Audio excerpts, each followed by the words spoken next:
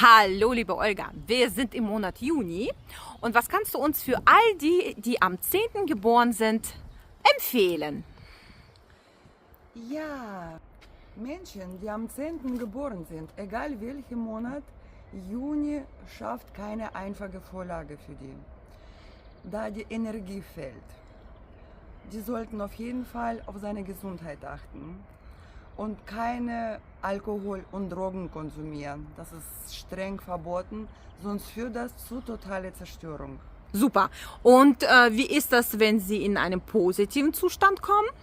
Menschen, die positiv sich entwickeln oder wie das in Numerologie sagt man Pluszustand sind, können etwas Neues erschaffen, wenn sie große Ziele setzen und das alles analysieren. Chaka.